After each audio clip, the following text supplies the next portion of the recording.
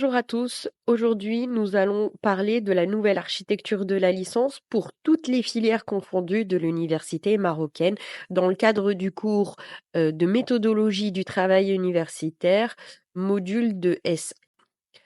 Alors, donc ce cours est dédié à tous les étudiants qui entrent cette année à l'université marocaine, quelle que soit leur filière. Donc, c'est un cours qui n'est pas seulement destiné aux étudiants en droit, mais pour tous les étudiants inscrits à l'université cette année et qui suivent le module de MTU. Donc aujourd'hui, nous allons parler de la nouvelle architecture de la licence avec l'organisation, structurelle, des modules, des semestres, les validations, les passerelles entre les filières. Alors, il faut savoir que cette nouvelle architecture est issue du nouveau pacte ESRI qui a été, mis en place, l'année dernière, donc au mois de juin, dont l'objectif est, heu, d'apporter une meilleure intégration et une meilleure employabilité pour, les, futurs, diplômés, mais également d'atténuer le taux d'abandon en première année et le fort taux d'échec scolaire à l'université. Il faut savoir qu'en général, en moyenne pardon, il y a, un taux qui est, entre 60 et 70 d'échecs en première année dans les, structures qui ne sont pas, heu, limitées en termes d'entrée. C'est ce qu'on appelle les, établissements à accès non régulé. Ça veut dire que toute personne qui obtient son diplôme de baccalauréat a la possibilité de s'inscrire à la faculté. Donc ce sont des établissements, les universités sont des établissements, non régulés. Contrairement aux établissements à accès régulé comme l'ENCG, l'ENSA, l'EST, l'École nationale de chimie, tous ces établissements, on entre sur dossier ou avec concours, donc c'est pour ça qu'on parle d'accès régulé. Et donc à l'université, cette massification, entraîne quand même, un taux d'échec qui est, important et pour éviter cet abandon, du fait que l'étudiant est livré à lui-même, il est complètement, détaché du corps, heu, universitaire, enseignant, il n'y a plus cet encadrement qu'il retrouvait dans le secondaire et donc pour éviter, cet échec scolaire qui ensuite va se répercuter dans l'employabilité, de ces personnes, puisque sans diplôme, l'employabilité est beaucoup plus difficile sur le marché du travail. D'où, la mise en place de cette nouvelle structure de la licence qui va intégrer à la fois des enseignements majeurs, des modules de connaissances qui sont liés à la spécialité, de la matière de la dominante qui a été choisie par l'étudiant et en même temps des modules qui sont, transversaux, qui vont offrir des compétences essentielles à l'accès au monde du travail. Le cursus de licence, il est constitué d'un ensemble cohérent de modules qui proviennent d'un même domaine ou de plusieurs, domaines, de connaissances qui sont, heu, similaires et le but, c'est de permettre à l'étudiant déjà d'acquérir des connaissances, techniques, scientifiques, mais aussi d'acquérir des compétences et des aptitudes, chose qui se fera à travers ces compétences, transversales qu'on appelle également soft skills. Alors la nouvelle structure de la licence, ressemble à l'ancienne version. Vous avez, un parcours qui se divise en 2 temps. Donc on a ce qu'on appelle en premier lieu le tronc commun. Donc c'est la filière de formation, qui est de base, d'accord? Avec 4 semestres de formation, générale. Ensuite, vous avez 2 semestres, le cinquième et le sixième, qui sont des semestres de spécialisation, pour permettre à l'étudiant de sortir, de la licence avec une spécialisation dans la majeure qu'il a choisie au début de son cursus. La formation, de licence se déroule normalement en présentiel, mais il est possible d'intégrer des enseignements à distance ou d'avoir ce qu'on appelle l'enseignement hybride. Le pacte ESSERI projette également de permettre aux étudiants des enseignements en alternance. Ça veut dire que les étudiants ont des cours en présentiel et également des stages au sein d'entreprises ou d'institutions. Il est permis également, dans le cadre de cette nouvelle structure des enseignements, d'avoir une mobilité entre les établissements d'enseignement supérieur. Donc si j'ai obtenu ma première année dans une université marocaine, je peux effectuer ma deuxième année dans une autre université marocaine, puisque les enseignements sont similaires et il y a une cohérence entre tous les enseignements dans un même domaine, bien évidemment. Si vous avez obtenu une licence en physique, vous pourrez faire à Rabat, vous pouvez obtenir votre licence, pour faire continuer votre deuxième année dans une université à Casablanca, sans aucun problème. Alors, la filière de licence comprend 42 modules. Alors, nous allons voir ensemble la répartition. Vous avez 30 modules de connaissances, donc ce qui fait que chaque semestre, vous avez 5 modules de connaissances. Et en même temps, il y a ces 2 modules pardon, qui sont professionnalisants, qu'on retrouve en S5 et en S6. On retrouve aussi, dans le cadre de ces enseignements transversaux, 6 modules de langue étrangère. Également 6 modules de compétences transversales, soft skills. La formation en licence, bon, reprend les 6 semestres traditionnels, d'accord? Qui vont du S1 au S6. Alors comment, découper, cette formation de licence? Vous avez 4 semestres qui vont constituer le tronc commun. Pour le domaine de connaissance de la formation, chaque, heu, chaque semestre contient 5 modules de connaissances, un module, de langue et à l'intérieur de ce module, comme on a évoqué tout à l'heure, il y a 2 éléments. Ces 2 éléments contiennent 2 langues étrangères. Et puis chaque langue correspondra à 50 de la charge horaire.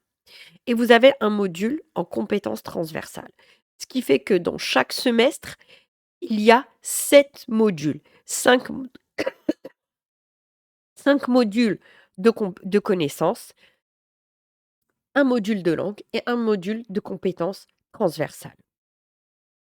Quand vous allez arriver en S5 et S6, le parcours de formation reprend également cette même structure des 7 modules de répartition. Donc, vous avez 5 modules de connaissances, dont un qui sera un module de connaissances professionnelles.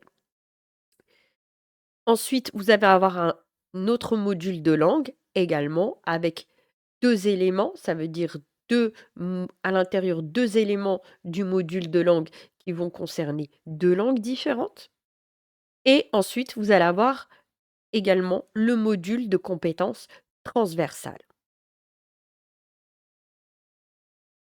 Alors, qu'est-ce que les compétences transversales? Donc les compétences transversales, ce sont, des modules, qui, concernent, soit la méthodologie, soit la culture, soit les arts, l'informatique, les compétences informatiques. Vous allez avoir, des enseignements, pour le développement personnel, pour, la culture. Donc le but est de renforcer les aptitudes des étudiants en matière de compétences numériques. Vous allez avoir également, des modules pour développer la culture générale des étudiants et favoriser, leurs acquis en matière culturelle et artistique et ça, ce sont des modules qu'on retrouvera dans toutes les filières avec une spécificité bien évidemment en fonction, de la filière que vous avez choisie. Mais ce sont des modules qu'on retrouvera, plus ou moins dans toutes les mêmes dominantes qu'on retrouvera dans toutes les filières. Alors, comment sont réparties, ces compétences transversales dans, cette nouvelle architecture de la licence? Dans le semestre 1, il y aura ce qu'on appelle un module de compétences de vie et personnelles qui, s'intitule «La méthodologie du travail universitaire», pour qu'on étudie, actuellement ensemble. Et le but est d'aider l'étudiant à s'intégrer, à cette nouvelle vie, à l'université et lui permettre de comprendre tous les mécanismes et les rouages de l'université, tout en lui donnant les outils pour réussir son apprentissage à l'université.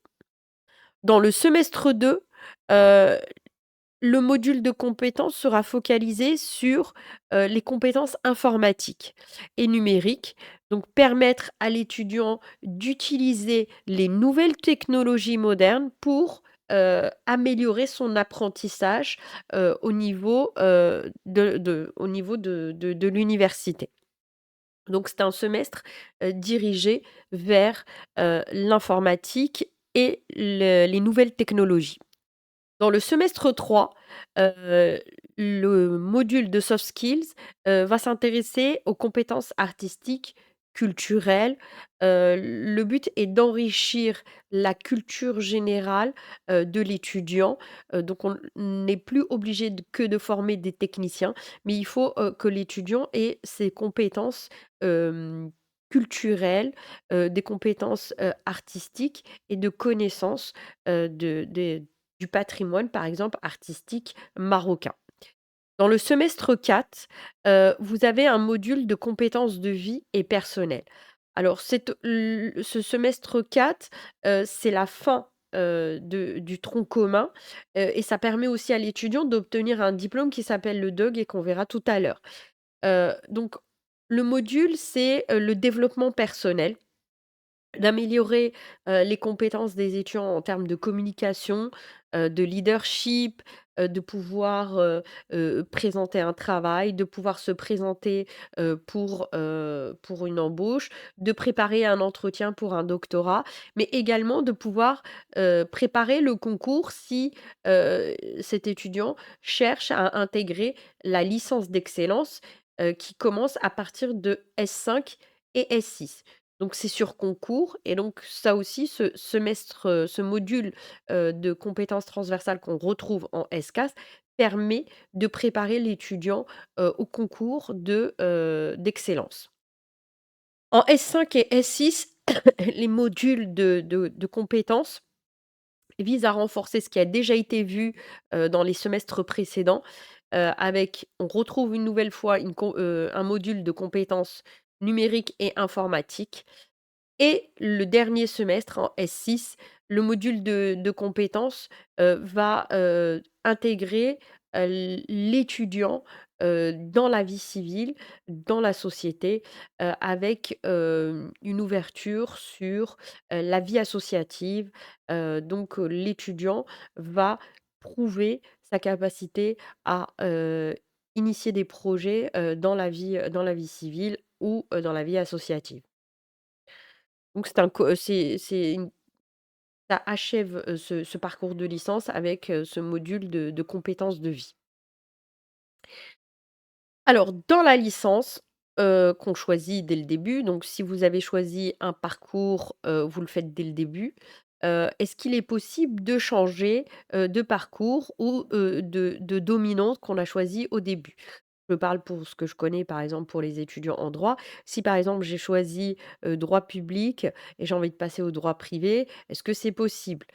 Effectivement, chaque parcours a des passerelles.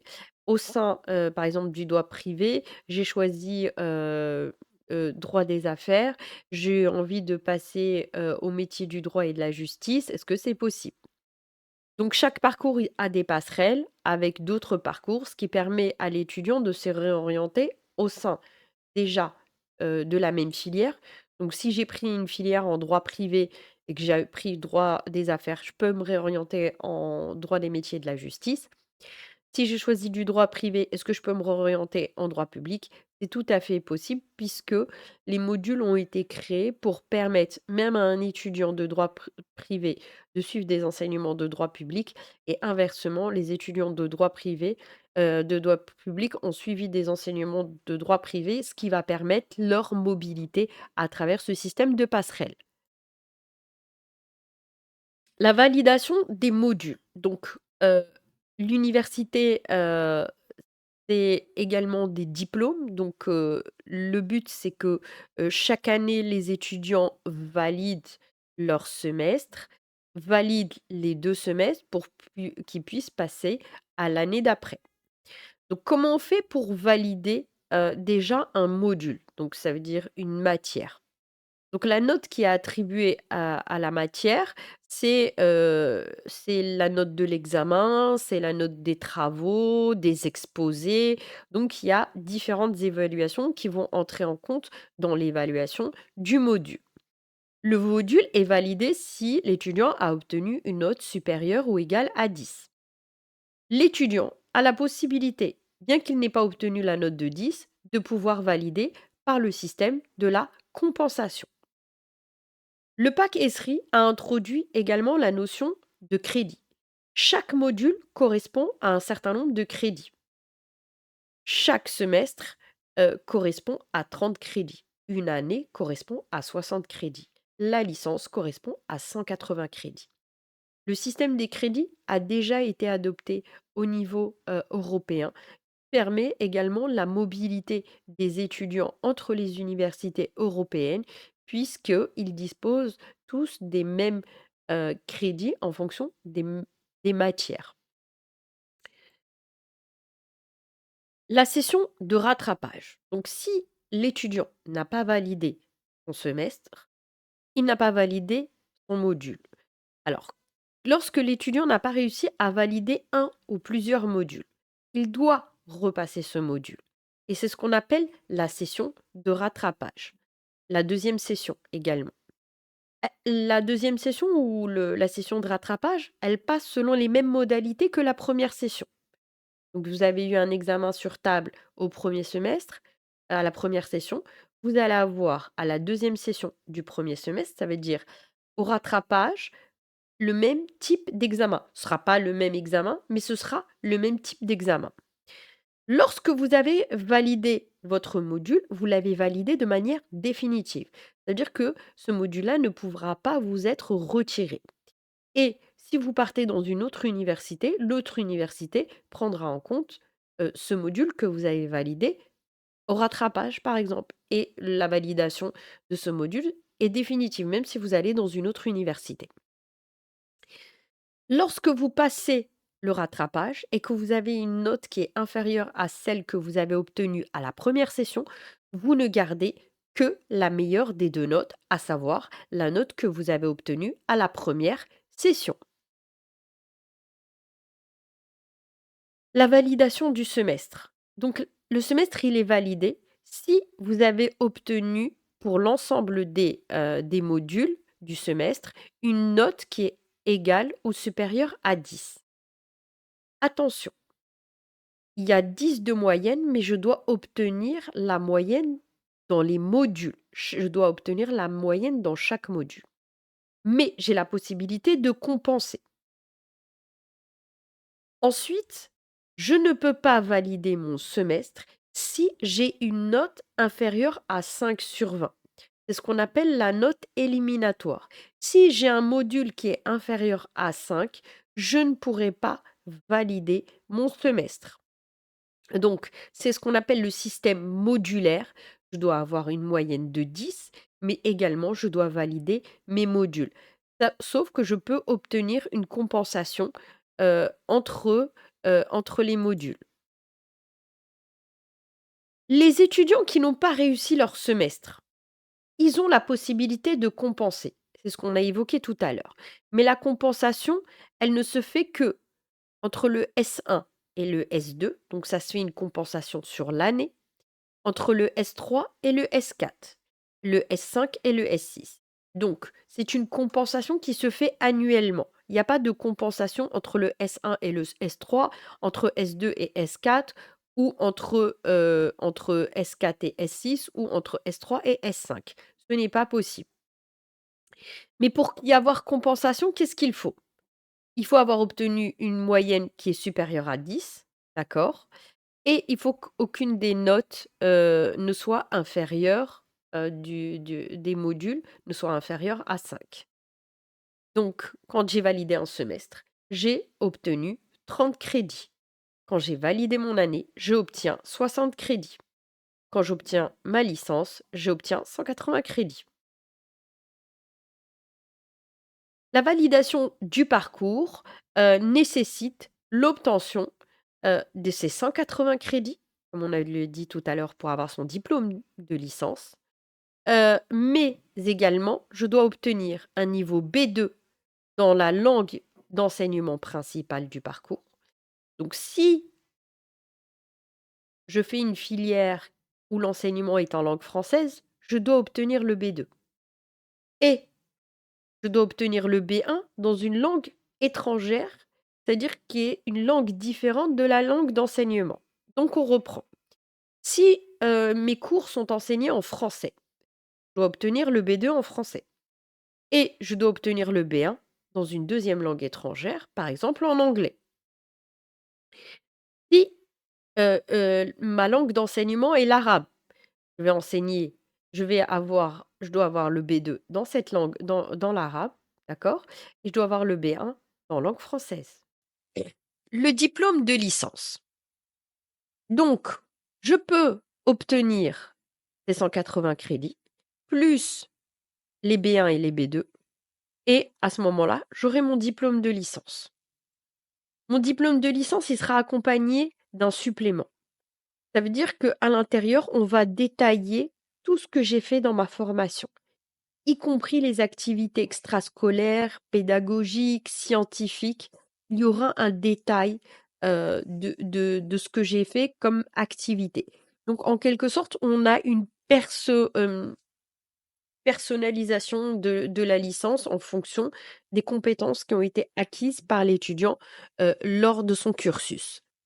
Il est possible que l'étudiant demande qu'on lui édite le diplôme du DUG, qui est le diplôme d'études universitaires générales et qui correspond à 120 crédits et qui est réservé aux étudiants qui ont validé le tronc commun, c'est-à-dire les 4 premiers semestres de licence.